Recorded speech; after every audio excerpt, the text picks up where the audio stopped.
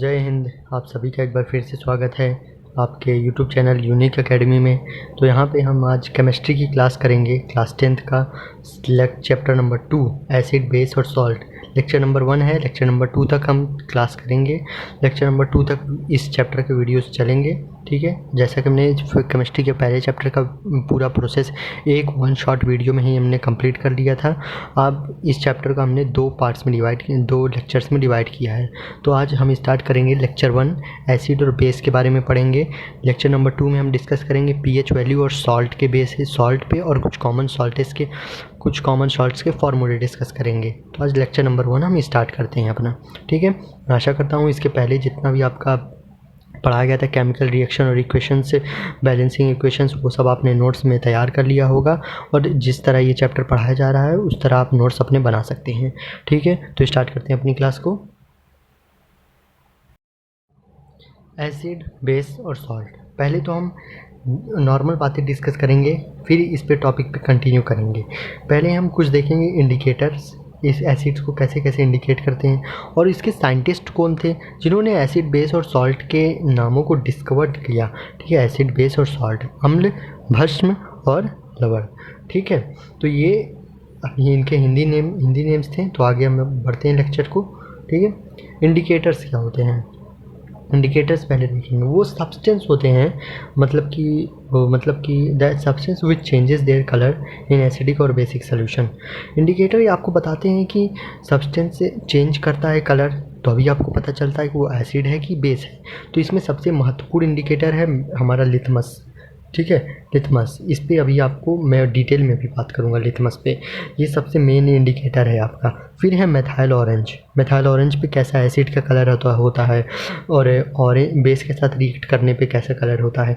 तो ये सब हमें बताते हैं ये इंडिकेटर्स से, ठीक है। तो अभी इन पे हम बहुत डिस्कस करेंगे। तो आप देख सकते हैं, डिफिनेशन लिख लीजिएगा इसी तरह।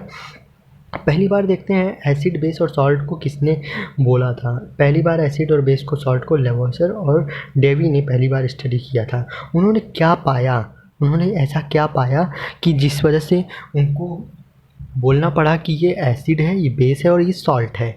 तो उन्होंने पहले देखा कि एसिड में क्या, उन्होंने देखा कि H+ आयन्स जो हैं प्रोटॉन के फॉर्म्स में वो एलिमेंट से निकलते हैं, मतलब कि एक तरह से बनते हैं H+ से, ठीक है।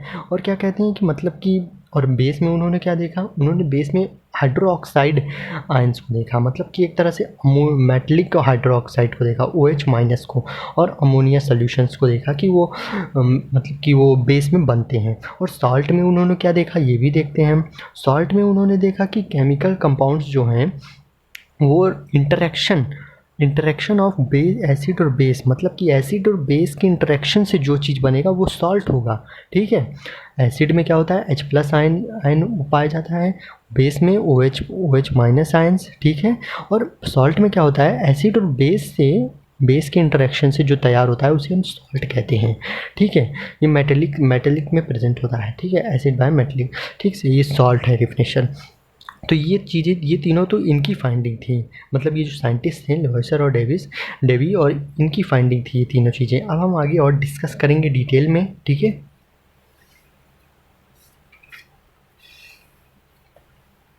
तो आपके जैसे कि कंसेप्ट में भी नहीं दिया है, बट मैं आपको बता दे रहा हूँ।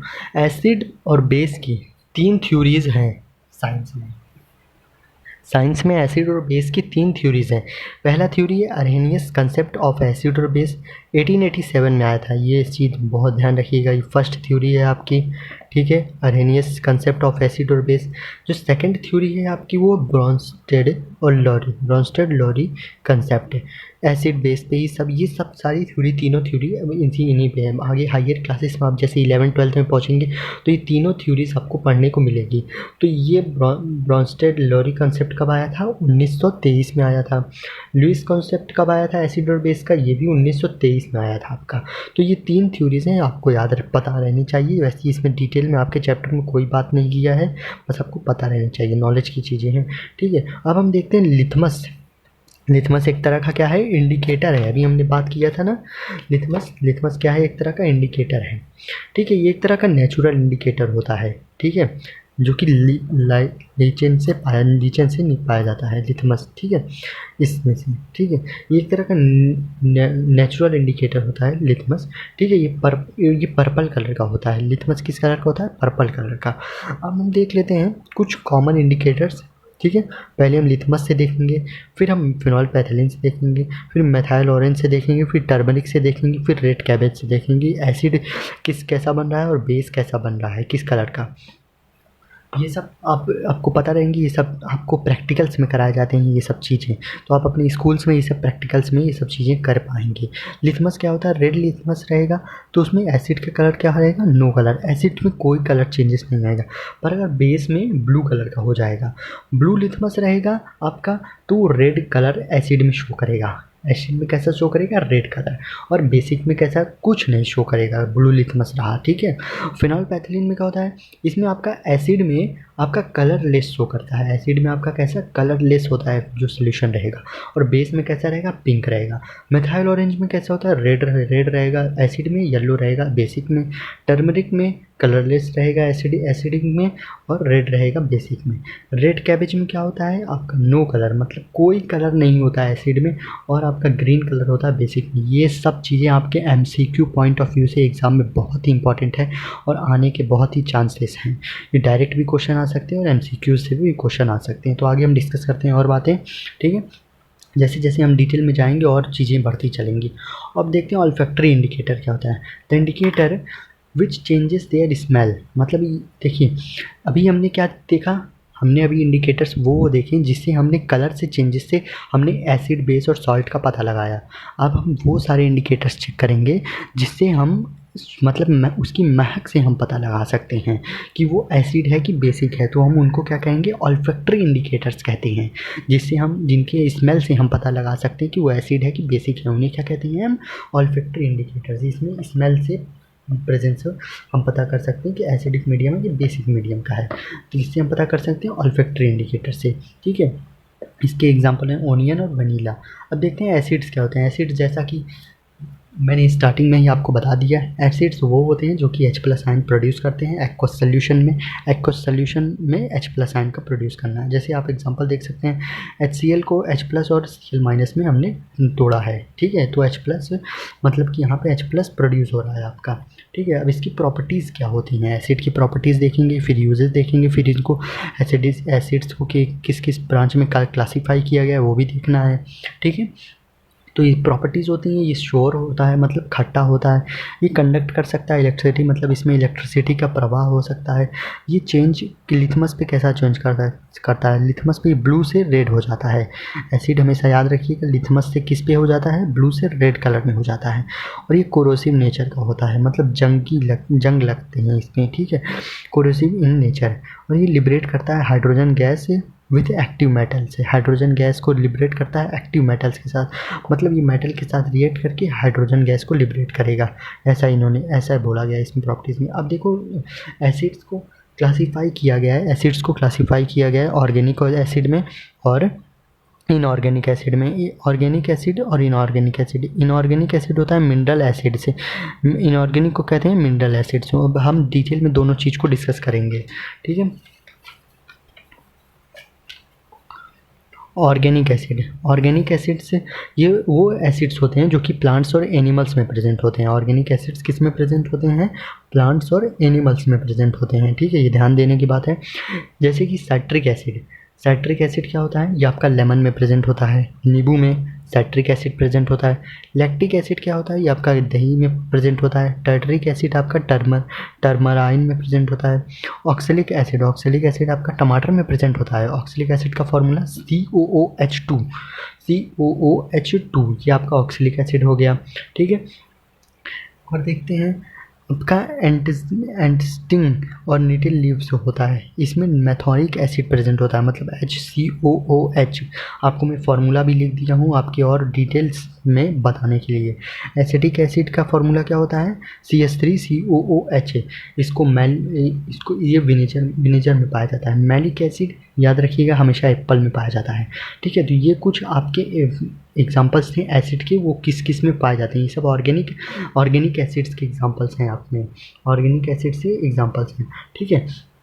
तो आपको ये पूरा पता रहेगा, तभी आप अच्छे से क्वेश्चंस कर पाएंगे।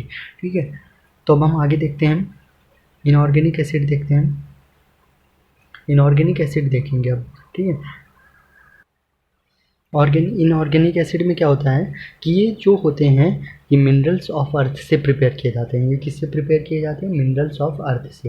अर्थ में जो मिनरल्स पाए जाते हैं उनसे प्रिपेयर किए जाते हैं, चाहे वो मेटल हो नॉन मेटल हो। ठीक है, तो हाइड्रोक्लोरिक एसिड क्या होता है? ये एक इनऑर्गेनिक एसिड है, हाइड्रो HCl। H2SO4 क्या होता है? ये सल्फ्यूरिक एसिड है, ये भी एक तरह का इनऑर्गेनिक एसिड है। ठीक है, नाइट्रिक एसिड क्या है? HNO3, ये भी एक तरह का इनऑर्गेनिक एसिड है। ठीक है, ये तीनों एग्जाम्पल जो हैं इनऑर्गेनिक एसिड के हैं। अब हम एसिड्स के यूजेस देखते हैं। एसिड यूज़ होता है डाइजेशन में, जैसे कि आपको पता है हमने बायो में पढ़ा था लाइफ प्रोसेस में, डाइजेशन, ह्यूमन डाइजेशन सिस्टम में, कि HCl प्रेजेंट होता है स्टमच में। ठीक है, HCl हमारे किस में हेल्प करता है? डाइजेशन में हेल्प करता है। ठीक है, नाइट्रिक एसिड क्या होता है? ये यूज़ होता है प्यूरिफिकेशन ऑफ गोल्ड। जब कभी भी आप सोनार के पास जाते हैं, वो गोल्ड मतलब आप प्यूरिफाई कराते हैं अपना ज्वेलरी, तो वो किस सोल्यूशन से वो प्यूरिफाई करता है?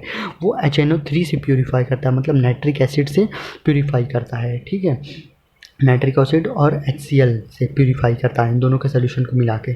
H2SO4 और HNO3 क्या होता है? ये वॉश आयरन होता है। वॉश आयरन मतलब आयरन को धुलने में काम आते हैं H2SO4 और HNO3।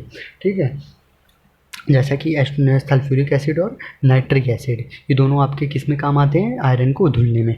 अब हम देखते हैं कुछ और डिटेल में एसिड्स की बातें। एसिड को और देखते हैं, क्लासीफाई करते हैं। स्ट्रॉन्ग एसिड और वीक एसिड, ये दो पार्ट्स में एसिड को डिवाइड किया गया है। ठीक है, स्ट्रॉन्ग एसिड और वीक एसिड। स्ट्रॉन्ग एसिड्स क्या होते हैं? ये होते हैं जो कि कम्प्लीटली आयोनाइज हो जाते हैं, मतलब कि कम्प्लीटली आयोनाइज आयन्स हो जाते हैं, जो कि कम्प्लीटली H+ आयन्स दे देते हैं। ये कम्प्लीटली आयोनाइज हो जाते हैं, जैसे HCl, H2SO4, HNO3, ये आपके कुछ एग्जांपल्स हैं स्ट्रॉन्ग एसिड के। कम्प्लीटली जो आयोनाइज हो जाते हैं वो स्ट्रॉन्ग एसिड होते हैं। जो कम्प्लीटली आयोनाइज ना हो पाएँ वो आपके वीक एसिड होते हैं, जैसे कि CH3COH, H2CO3। ठीक है, वीक और स्ट्रॉन्ग एसिड के बीच की बात है। अब इसमें देख लेते हैं कुछ हम एसिड्स के अब यूजेस देखेंगे, जैसे कि HCl है, हाइड्रोक्लोरिक एसिड है, नाइट्रिक एसिड का देखेंगे और सल्फ्यूरिक एसिड का। ये कुछ 3 आपके बहुत इंपॉर्टेंट एसिड्स हैं, तो इन पे हम डिस्कस कर लेते हैं। ठीक है, आपके चैप्टर्स में भी दे रखा है, तो इस पर डिस्कस करना ज़रूरी है।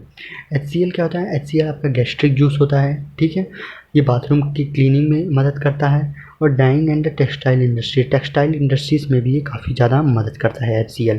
ये आपका जिलेटिन बनाने में प्रोड्यूस होता है। बोन्स में जिलेटिन बनाने में HCl की मदद ली जाती है।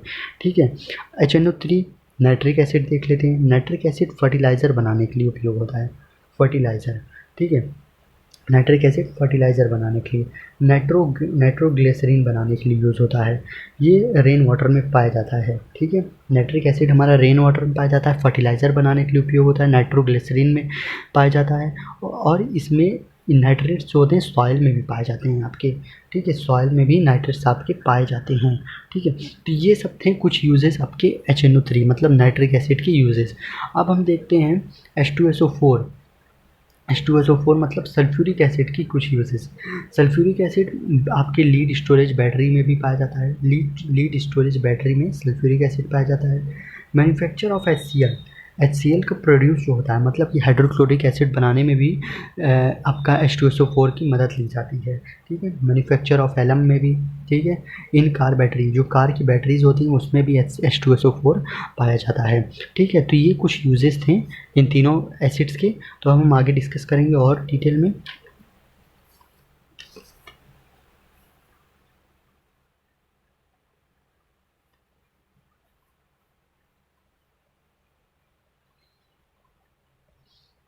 अब देखते हैं डाइल्यूशन एसिड। डाइल्यूट एसिड क्या होता है? डाइल्यूट एसिड क्या होता है? कंसनट्रेट एसिड क्या होता है?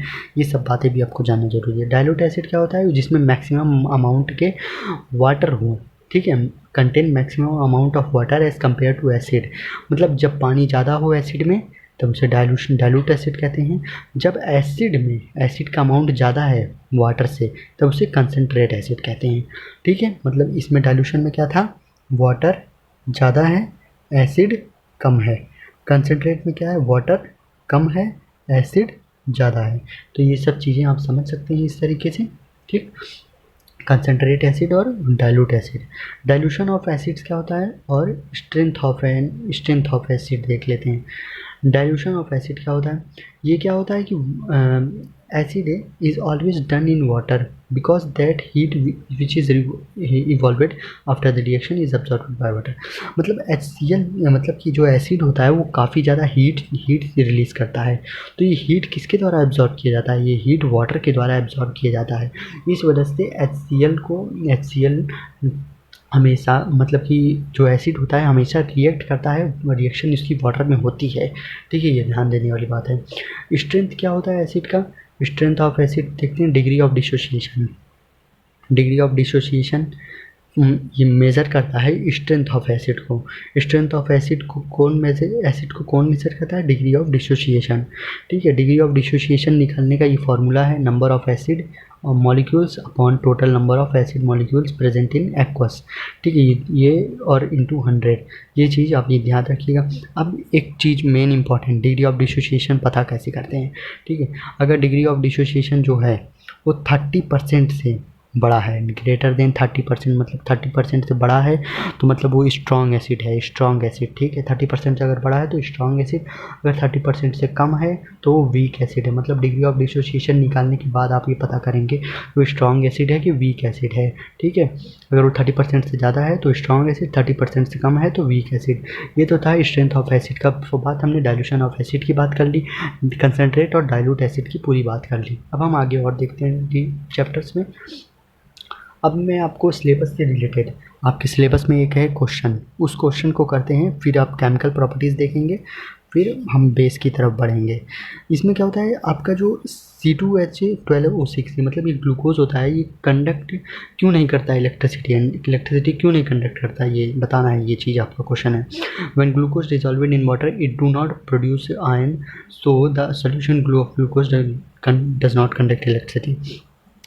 जब हम ग्लूकोज को वाटर में डालते हैं तो उसके आयंस जो होते हैं वो सोल्यूशन ऑफ ग्लूकोज वो नहीं कंडक्ट कर पाते। देखिए जब कोई भी एसिड रहेगा वो जब पानी में डाला जाएगा तो उसमें से आयंस प्रोड्यूस होंगे तो प्लस माइनस का चार्ज दौड़ेगा सोल्यूशन में, तो इससे जाहिर सी बात है एनोड कैथोड बनेगा, प्लस पे एनोड होता है, माइनस पे कैथोड होता है।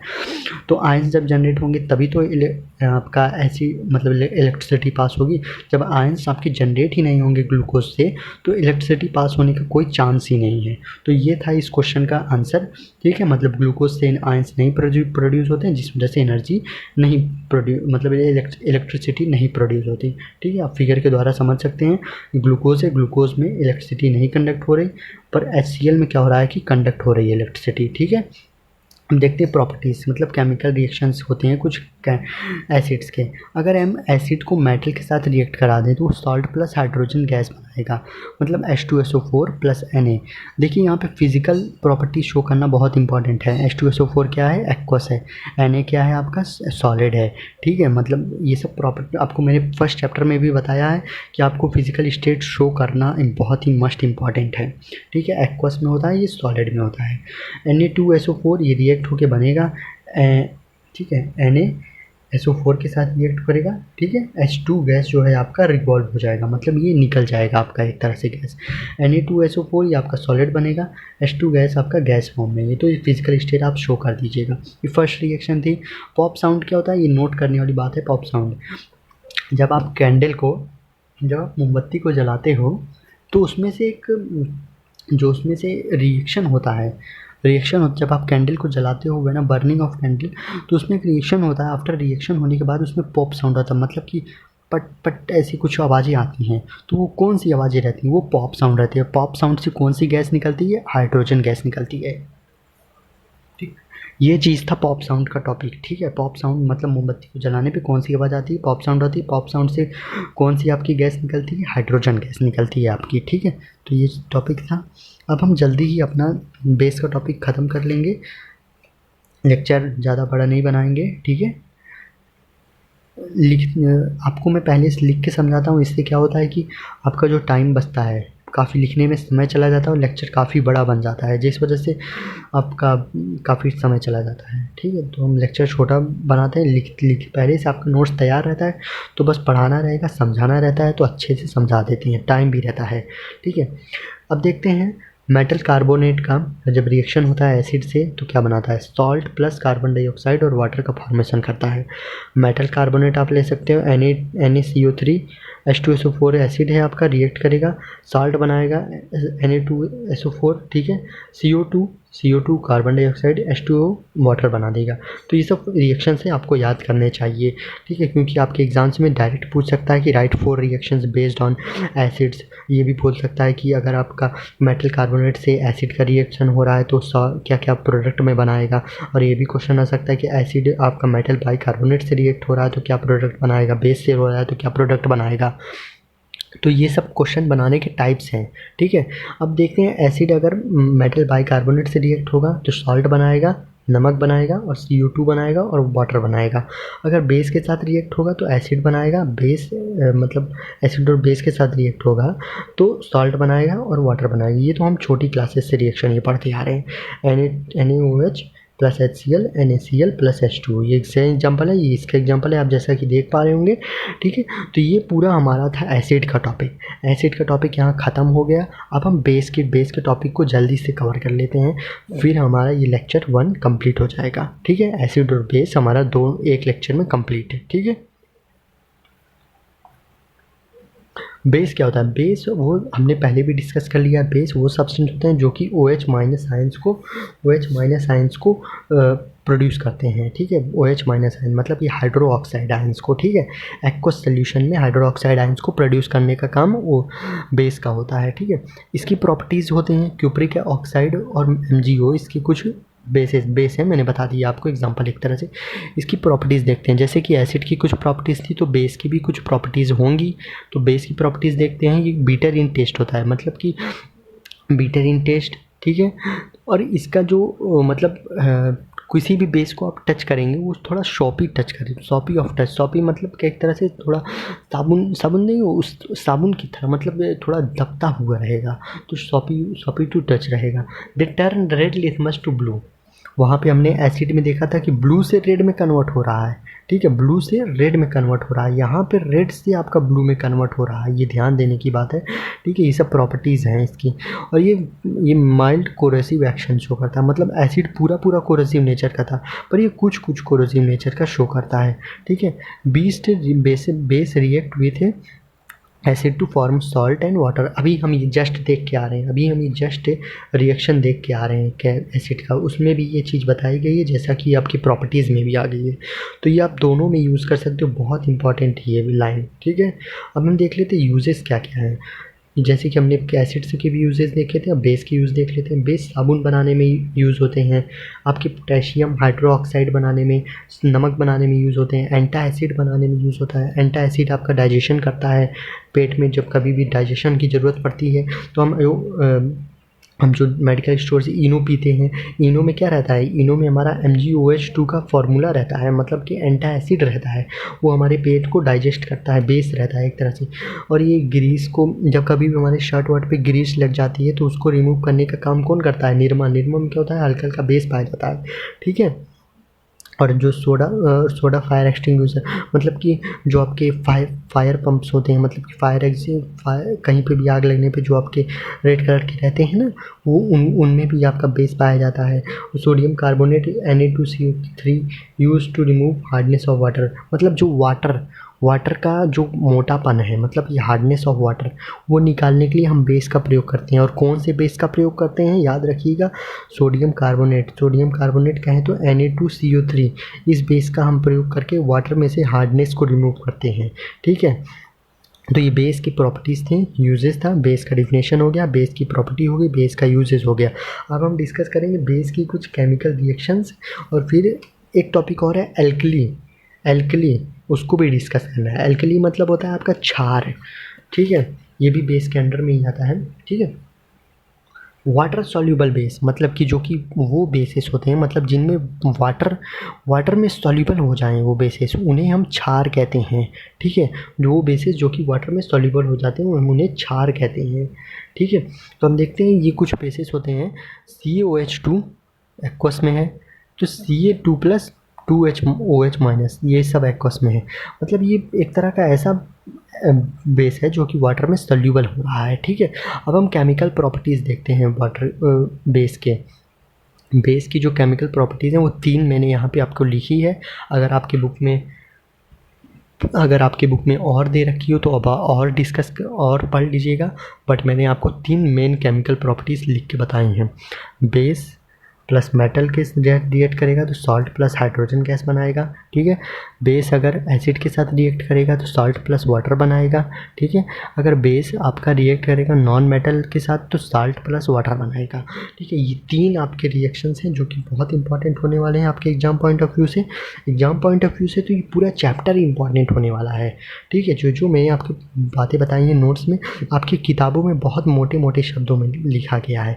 पूरा किताब पढ़ने चलेंगे तो काफ़ी आपका समय लग जाएगा। तो आपको नोट्स क्यों प्रोवाइड करी जाती हैं कि आपको मतलब किताब से हम सिर्फ आपको उठा के मेन चीज़ें वो पढ़ाएंगे जिससे आप अच्छे नंबर स्कोर कर जाएं अपने एग्ज़ाम्स में। ठीक है, तो ये चीज़ें हैं। आप फॉर्म एग्जांपल्स देख सकते हैं। बेस अगर मेटल के साथ रिएक्ट करेगा 2NaOH + Zn Na2ZnO2 + H2 gas release हो जाएगा। बेस अगर एसिड के साथ रिएक्ट करेगा NaOH + HCl NaCl + H2O बन जाएगा। अगर बेस आपका नॉन मेटल के साथ रिएक्ट करता है salt plus water CaOH2 + CO2 CaCO3 + H2O। तो ये हमारे थे बेस के प्रॉपर्टीज़। तो आज हमारा लेक्चर यहीं पे एंड होता है। तो जैसा कि आज हमने पूरे लेक्चर्स में अपने एसिड को टॉपिक को ख़त्म किया, बेस के टॉपिक को ख़त्म किया। अब हम नेक्स्ट लेक्चर में पीएच के एक टॉपिक को ख़त्म करेंगे और इस सॉल्ट के। वो नेक्स्ट लेक्चर बहुत छोटा होने वाला है क्योंकि एसिड और बेस आपके वो लेक्चर्स थे जो कि काफ़ी बड़े हैं और टॉपिक्स भी अच्छे थे, इसलिए ये थोड़ा बड़ा लेक्चर बना है। ठीक है, आप इसको ज़रूर देखिएगा और नोट्स जिस प्रकार लिखवाए जा रहे हैं, बताए जा रहे हैं, आप उस प्रकार अपने नोट्स लिखिएगा। और जिस प्रकार आपको सॉल्यूशंस बताए जा रहे हैं, जो भी केमिकल रिएक्शंस हैं वो सब लिखिएगा। अभी हम आगे और डिस्कस करेंगे कुछ कॉमन सॉल्ट्स पे, वो बहुत इंपॉर्टेंट होने वाले टॉपिक, प्लास्टर ऑफ पेरिस, ये सब टॉपिक्स काफ़ी आएंगे। ठीक है, तो आज के लिए बस इतना ही। एसिड और बेस यहीं पे टॉपिक ख़त्म होता है। ठीक, नोट्स अच्छे से लिख लीजिएगा। तो आपको वीडियो अच्छी लगी हो तो लाइक करिएगा, अपने दोस्तों के साथ शेयर करिएगा, चैनल से जुड़ने के लिए सब्सक्राइब करिएगा। जय हिंद।